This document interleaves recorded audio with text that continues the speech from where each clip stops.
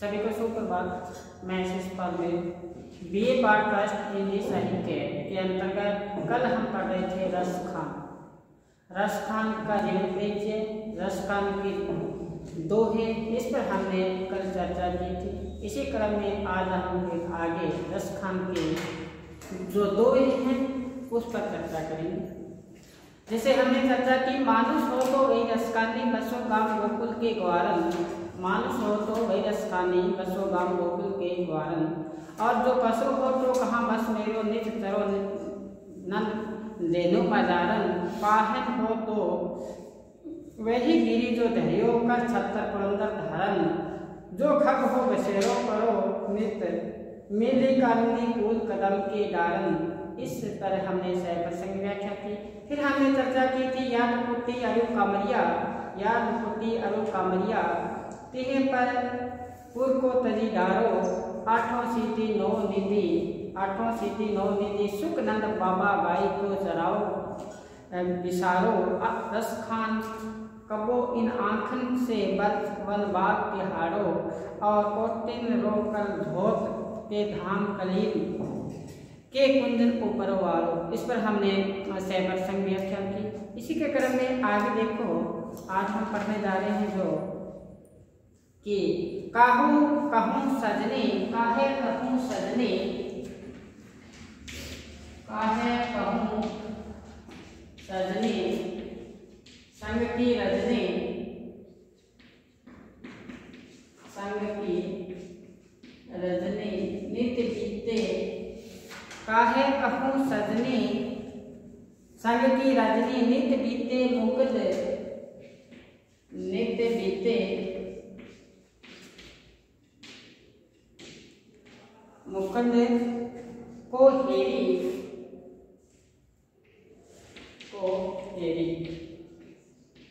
देखो, काहू कहूँ सजनी संग की रजनी नित्य बीते मुकुंद को हेरी, आवन रोज कहे मन भावन, आवन रोज कहे मन भावन,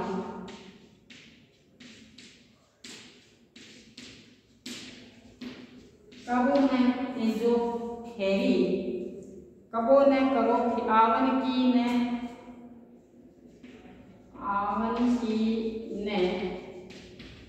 कबो, आवन की न कबो करी फेरी,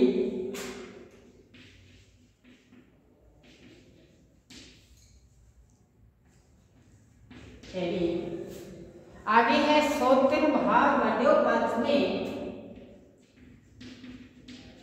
सोतन भाग बढ़्यो पथ में, लुटत है निस रात गलेरी, जिन लुटत है निसी, जिन लुटत है निसी रात गिनेरी, सोतन भाग बढ़्यो पथ में, जिन लुटत है निसी रात गिनेरी, मोरस खानी लिखी बिजमा, मोरस खानी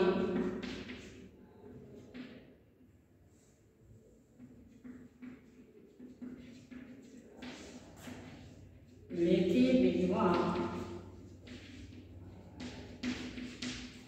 लिखी मोरस खानी लिखी विदना, विदना लिखी विदना। आगे है मन मारी के आपू,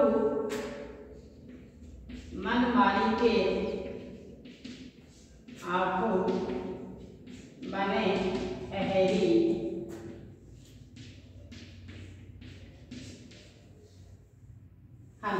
बन मार के बने अहेरी। इस पद है रसखान कवि क्या बताना चाहते हैं कि काहू कहूँ सजने संग की रजने नित्य बीते मुकुंद को हेरी, आवन रोज कहे मन भावन, आवन की ने की कबो करी फेरी, सोतन भाग बढ़्यो बर्ज में, सोतन भाग बढ़्यो बर्ज में, जिन लुटत है निसी रात गनेरी, मोह रस खाने लिखी विधवा मन मारी के आप बने अहली। रसखान कवि इसमें एक सखी कह रही है, रसखान कवि के माध्यम से एक सखी कह रही है कि एक सखी दूसरी सखी को जो वार्तालाप करना है उसमें ये बताया है। तो क्या कह रही है, एक सखी दूसरी सखी को कहती है, काहे कहूँ सजनी, कहते हैं मैं अपने सखी सजनी का से सखी मैं आपको क्या बात बताऊं, संग की रजनी मेरे साथ सदैव कौन रहती है, रात्रि रहती है, मेरे संग श्याम नहीं है, मेरे संग कौन रहती है, रात्रि रहती है। इसलिए मैं तो उन श्री कृष्ण को देख कर ही जीवन जीना चाहती हूँ, उनको मिलना ही मेरा जीवन सार्थक है, उसको देख कर ही जीवन व्यतीत करती हूँ, वो आते नहीं है, इसलिए मैं क्या कहूँ सजनी आपको, मैं आपको सखी क्या कहूँ, क्योंकि मेरी रात्रि व्यतीत होती है जो पूर्व श्री कृष्ण का इंतजार करते करते रात्रि व्यतीत होती है, श्री कृष्ण आते नहीं है मेरे पास। एक सखी दूसरी सखी को कह रही है, कहती है मैं सखी आपको मेरी अंतरात्मा से अंतर कथा क्या बताऊं, मेरी व्याकुलता बेचैनी क्या बताऊं कि मुझे इंतजार करते करते श्री कृष्ण का रात्रि व्यतीत हो जाती है ना, रजनीकांत से रात में श्री कृष्ण का इंतजार करते करते व्यतीत हो जाती है। दूसरी पंक्ति में क्या कहा कि आवन रोज कहे मन भावन, मेरे मन को बांधने वाले श्री कृष्ण रोजाना आने के लिए बोलते हैं कि आपके पास आऊंगा। देखो, आवन रोज कहे मन भावन, मेरे को आने के लिए श्री कृष्ण रोजाना बोल देते हैं, और लेकिन क्या कहते हैं, आवन की कबू न करी फेरी, लेकिन आए नहीं कभी, आवन की कबू न करी फेरी, मेरे दरवाजे पे मेरे घर पर श्री कृष्ण नहीं आए। आने के लिए जैसे मीरा ने कहा था कि आपको पता है कि आपने आवे लिखने भेजे बान पड़े ललचावन की, ओ दो नीर मेरो के बना मानने नीर वह जैसे सावन की, वही बात यहाँ कही है कि मेरे को रोजाना बहाना बनाते हैं कि आपके पास आऊंगा, लेकिन आते नहीं है। सोतन बाग बड़े वर्ग में रहने वाली गोपियां जो श्री कृष्ण के साथ रहती है, उनके भाग्य का उदय हुआ है, उनका भाग्य है, उनका उदय हो गया। क्यों कहते हैं, जिन लूटत है जिसे रात गनेरी, श्री कृष्ण के वो साथ में रहते हैं, इसलिए रात्रि में किसके पास रहते हैं, कृष्ण के पास रहती है वो गोपियां, उनके भाग्यों का उदय हो चुका है, उनके भाग्यों का उदय हुआ, क्योंकि उनका जो प्रिय पात्र है श्री कृष्ण वो उनके साथ है। चौथी पंक्ति में क्या बताया, रसखान कवि के माध्यम से वो सखी कह रही है कि हमारे तो भाग्य ऐसा लिख दिया कि मैं खुद ही मैं शिकार बन चुकी हूँ, और शिकारी भी मैं खुद बन चुकी हूँ। यहाँ इसका क्या है, शिकारी, खुद भी शिकारी बन चुकी हूँ, और मुझे मारने वाला मैं खुद हूँ। विद्या मन मारी के आप बने अहली, मेरे मन को मारने वाला मैं आप खुद ही बन चुकी हूँ, क्योंकि श्री कृष्ण से मैंने प्रेम किया, लगाव किया, लेकिन कृष्ण जी मेरे से मिल नहीं पा रहे, इसलिए मैंने प्रेम पाला।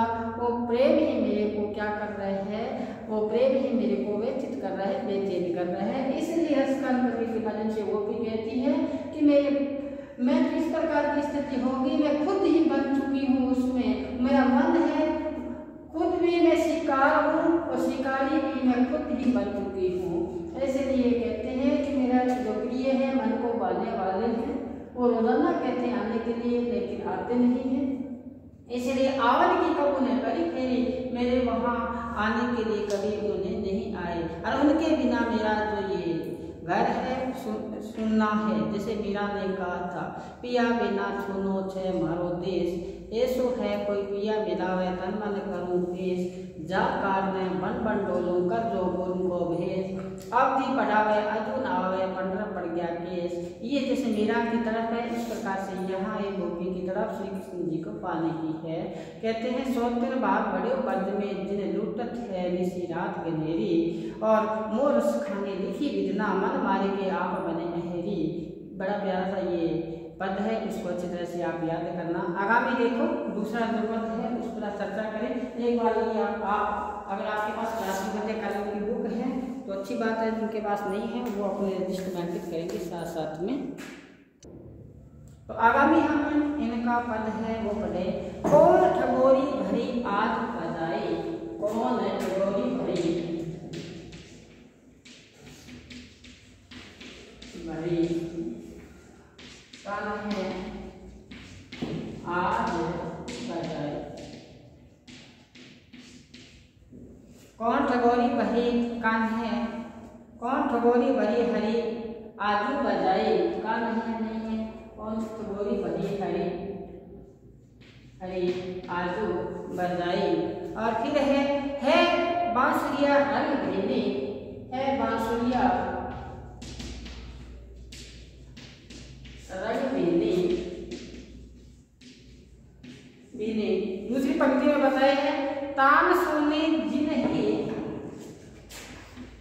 तान सोने जिन्ही, तान सुने जिन्ही तिन्ही तभी तिन्ही तभी आगे है, लाज विद्या कर दीनी, लाज विद्या कर दीनी। देखो श्री कृष्ण जी ने जैसे ही बांसुरी वादन किया, जैसे ही बांसुरी का वादन किया, उनके चाहने वाली गोपियां, उनसे प्रेम करने वाली गोपियां उन पर किस प्रकार से आसक्त मोहित लट्टू हुई उसका वर्णन है।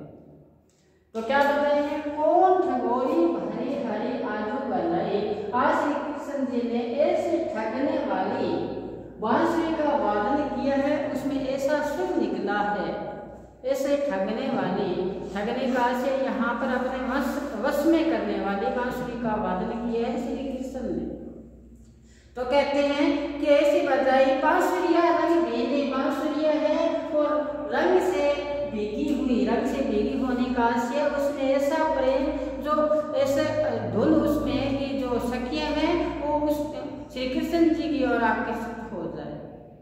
तो क्या होता है, जैसे ही वो बांसुरी श्री कृष्ण जी ने वादन किया तो वो ठगने वाली बांसुरी के सुर निकले।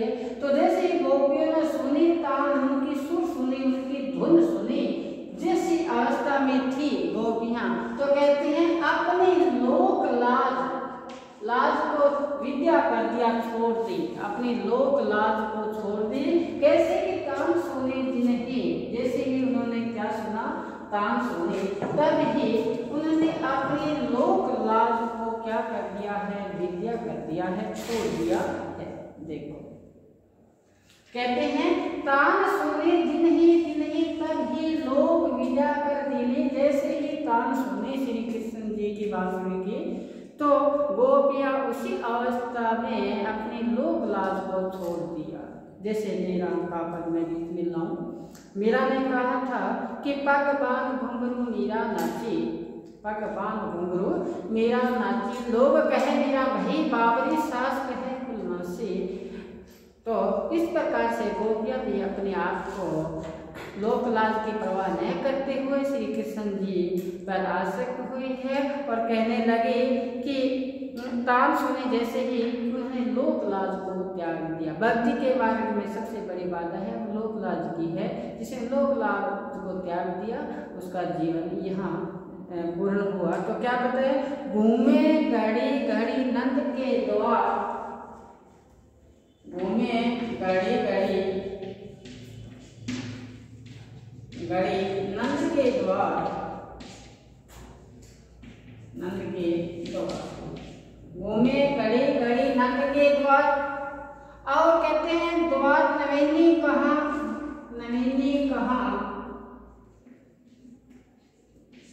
कहाँ, नवीनी कहाँ, कहू बाल प्रवीणी, कहू बाल प्रवीणी। एक पंक्ति और देखते हैं, या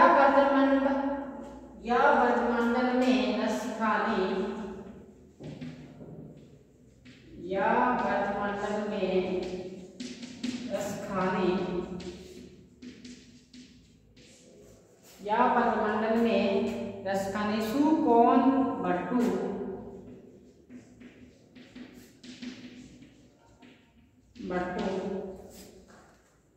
जो लट्टू नहीं केने, जो लट्टू नहीं केने, जो लट्टू नहीं केने, तो क्या बताया है? घूमे घड़ी घड़ी नंद के द्वार, जैसे ही थकने वाली जो बांसुरी का वादन सुना, तभी से वो जो गोपियां है वो नंद बाबा के द्वार पर, नंद बाबा के द्वार पर वहीं पर आ चुकी है, द्वार पर आ चुकी है। वो नवीनी है, वो बाल कविनी है, वो बालिका नहीं कह सके, वो गोपियां चतुर गोपियां हैं, बाल्य अवस्था कह सकती हो। वो नंद बाबा के द्वार पर आकर श्री कृष्ण जी की झलक पाने के लिए आतुर हो चुकी है। अब क्या कहते हैं? रसखान कवि कहते हैं इस वर्ष मंडल में, इस वर्ष भूमि में ऐसा कौन है, कौन सी सखी है, कौन सी सखी है, बट्टू का से सखी है, जो श्री कृष्ण पर लट्टू नहीं हुई, श्री कृष्ण पर लट्टू होना यानी कि मोहित नहीं हुई। ऐसी कौन सी सखी है जो श्री कृष्ण पर क्या नहीं हुई है, लट्टू नहीं हुई है। तो देखो कौन ठगोरी भरी आज हरी, आज बजाई बांसुरिया ने तार सुनी। कहते ऐसी ठगने वाली बांसुरी का वादन श्री कृष्ण जी ने किया, तो गोपियों ने वो बांसुरी की धुन सुनी, उसके रंग में वो रंगी गई। कहते हैं उसी अवस्था में वो जैसी अवस्था में थी, जिन्हें तब ही कहते हैं अपनी लोक लाज को विद्या कर दी, और उसी समय अपने आप को वो नंद बाबा के द्वार पर आ चुकी है, और वो नवेली है, वो परवीनी है, चतुर है। कहते हैं यहाँ रसकांत भूमि में ऐसी कौन सी सखी हो नहीं, ऐसी कोई सखी नहीं है तो श्री कृष्ण पर मोहित नहीं हुई हो, श्री कृष्ण जी की ओर आकर्षित नहीं हुई हो। लट्टू होना हिंदी का मुहावरा भी है, किसी पर मोहित होना। तो ये है। आगे देखो, आगे है कि आज गई हो तो भोनी रस खाने, रही कने नंद की भोनी। एक सखी दूसरी सखी को कहती है कि आज मैं नंद बाबा के द्वार पर गई तो देखा, क्या देखा? श्री कृष्ण जी के बारे में बताया है कि बांको जियो जुग लाग करो, जसोमती को सुख जात ने कहो। कहते आज मैं यशोदा के पास श्री कृष्ण जी को देखा, उनका बालक है, वो लाख वर्ष तक जीवित रहे। आपने पता होगा सूरदास ने भी ये श्री कृष्ण का बाल रूप का बड़ा सुंदर वर्णन किया है। इस प्रकार से बालक, जब छोटा सा बालक को एक गोपी देखती है तो कहती है आज मैं नंद बाबा के द्वार पर गई और वहाँ श्री कृष्ण को देखा, तो कहते उनके जो कृष्ण है वो लाखों वर्ष तक जीवित रहे। जैसे सूरदास जी ने कहा था वात्सल्य वर्णन के अंतर्गत, यशोदा हरि पाले बुलावे, खलरावे दुलरावे दूर सुनकर चुकावे, मेरे लाल को आओ निंद्रिया काहे ने तुम बेगी सी आवे, तो कान्हे बुलावे। तो इस प्रकार से आगे बताए कि यशोदा उनको क्या कर रही है? तेल लगाई अंदर वो है बनाई ठेकोई। कहते हैं कि सिर पर तेल मल रही है, आंखों में काजल डाल रही है, और इस प्रकार से कहते हैं कि गले में हार डाल रखा है, डाली है मेलन हार निहारत पुचकारत तो छोने ही। कहते श्री कृष्ण जी को वो छोटा सा बालक होता है, आपको पता है, उसको किस प्रकार से बना के अपने कपड़े पहनाते हैं, उसके गले में जो हार है वो डालते हैं, उसको पुचकार रहे हैं, साथ साथ मुझसे वार्तालाप कर रही है माता यशोदा। वही बात यहाँ बताई है कि जसोमती को सुख जात ने जो हो। कहते आज यशोदा को चारों धाम, यशोदा को सारे सुख की प्राप्ति हो गई, क्योंकि उनका जो लाल है श्री कृष्ण, उनका वो पालन पोषण कर रहे हैं। उनको ये तो वो एक सखी दूसरी सखी को को कह रही है कि आज मैं उनके घर पर गई नंद बाबा के। यशोदा श्री कृष्ण जी के नहला रही थी, बालों में चेन बन रही थी और बताया कैसा सुख है उनको मिला है कि उनका लाल है वो जुगों जुगों तक जिए। तो ये पद था इनका। इसके बाद में हमने इनके जो एक पद और है उस पर हम चर्चा कर रहे हैं कि गावे गुनी कनिका गद्रक और सारस शील सगुन गावत नाम अनंत गणत गणेश जो ब्रह्मा त्रिलोचन पाद में पावत जोगी यति तपस्वी अनुसिद्ध नेत्र जाति समाधि लगावत ताही अहद की छोरिया छछिया गरे छाछ पे नाच नचावत। ये एग्जाम के बाद पूछा जाता है व्याख्या, तो सुनो। कहते श्री कृष्ण जी की महिमा गाने वाले इतने देवी गण है लेकिन उनकी महिमा का पार नहीं पा सकते, क्योंकि कहते हैं कि सतगुरु की महिमा अनंत है। अनंत किया उपकार लोचन अनंत उगाड़िए अनंत दिखावन हर। तो कहते हैं गावे गुनी गणिका गद्रव कि उनकी महिमा का गुणगान कहते हैं गाते हैं, गणिका गाती है, गद्रव गाते हैं, सारद शेष नाग मुनि ये सारे गुणगान कर रहे हैं श्री कृष्ण का। और फिर बताया नाम अनंत गणंत, कहते नाम की महिमा अनंत है, उसकी गिनती नहीं हो सकती श्री कृष्ण जी की। कहते हैं ब्रह्मा त्रिलोचन पार न पावत, ब्रह्मा है शिव है, इनकी महिमा का गुणगान करते करते थकते नहीं है, इतनी इनकी महिमा है। जैसे हमने पढ़ा था देख देख राधा का रूप अपार। और इस प्रकार आगे देखो जोगी यति तपस्वी, योगी जन तपी है तपस्वी है, ये नेत्र समाधि लगाते हैं उनके नाम की। और आगे बताया ताई अहेर की छोहरियाँ सच्चा बड़ी छाछ पे नाच नचावे। जो अहीरों की जो लड़कियां हैं वो अपने छाछ पर उनका नृत्य करवा देती है श्री कृष्ण को। श्री कृष्ण जी उनके पास ले आते हैं और योगियों को तपस्वियों को ये श्री कृष्ण जी की प्राप्ति नहीं होती। इस प्रकार से कृष्ण जी उन पर मोहित होते उनकी ओर आकर्षित हो जाते हैं। तो ये थे हमारे रसकान के पद। आगामी क्लास में हम रसकान से बचे हुए कोई शेष पद उस पर अध्ययन करेंगे। आज यही विराम देते हैं, पढ़ते रहें। धन्यवाद।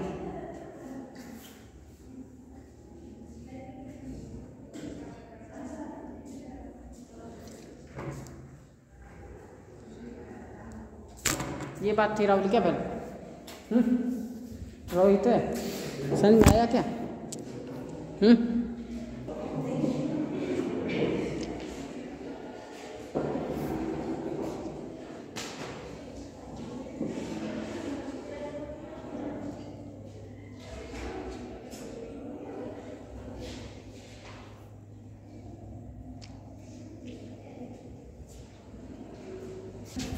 Thank you.